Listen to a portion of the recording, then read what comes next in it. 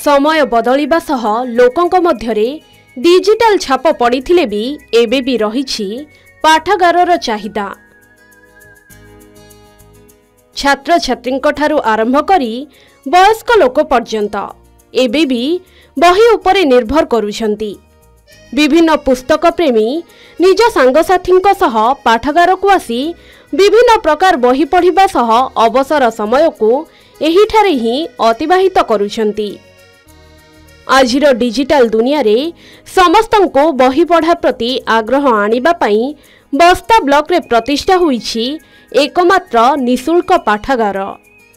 हाँ आज्ञा, बालेश्वर जिला बस्ता ब्लॉक कुलिदा पंचायत अंतर्गत कुलिदा गाँव रे ओडिशा सरकार एवं ओडिशा सोसाइटी ऑफ द अमेरिकार मिलित आर्थिक सहयोग रे प्रतिष्ठा होईछि निशुल्क पाठागार।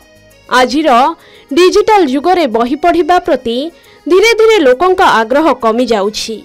मात्र छोट पिलांकठू आरंभ करी वयस्क छात्र छात्री एवं समाजर विभिन्न वर्गर लोक माने एही पाठागार को आसी निज निज पसंदर पुस्तक पठन करुछंती। एठारे समस्ते बही पढ़िबा सह कंप्यूटर शिक्षा मध्य ग्रहण करुछंती।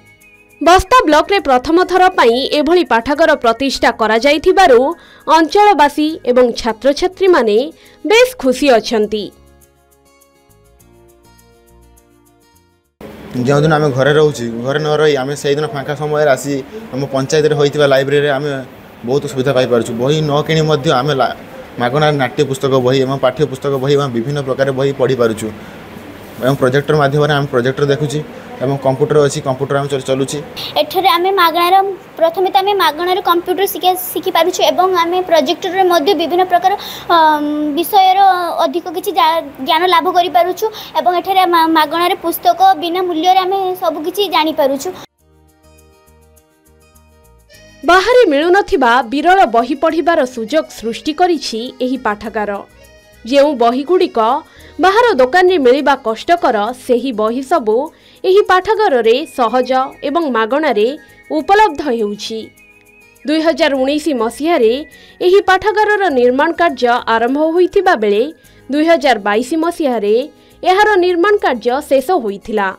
एठारे विभिन्न प्रकारर पाठ्य पुस्तक व्यतीत छात्र छात्री मानक पई कंप्यूटर शिक्षार व्यवस्था मध्य करा जाइछि। पंचायत तरफरु शौचालय व्यवस्था मध्य करा जाइछि। मैं फ्री टाइम रे जो रविवार दिन आम एटिके आसी लाइब्रेरी रो बही रो आध्यात्मिक पुस्तक आउ किछि पाठ्य पुस्तक आम पढ़ुछु। कंप्यूटर शिखि पारछु प्रोजेक्टर विभिन्न पाठ देखि पारछु। एठी हमरो 2019 पाखरु कार्यादेश आरंभ होई 2022 मसीह बिल्डिंग रो कार्य समापन होईछि। एथिरे हमरो ये अंचलवासी मानक पई लाइब्रेरी व्यवस्था होईछि।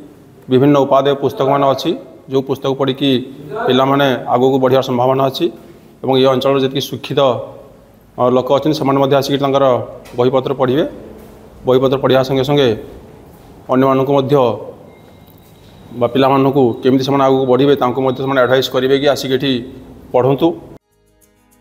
आजिर डिजिटल जुगरे बही पढ़िबा पई लोकमानकर आग्रह कमी जाउथिबा बेले शिक्षा संस्कार को आउ पादे आगो को बढ़ाइबा पई माध्यम साजिछि एही निशुल्क पाठागार।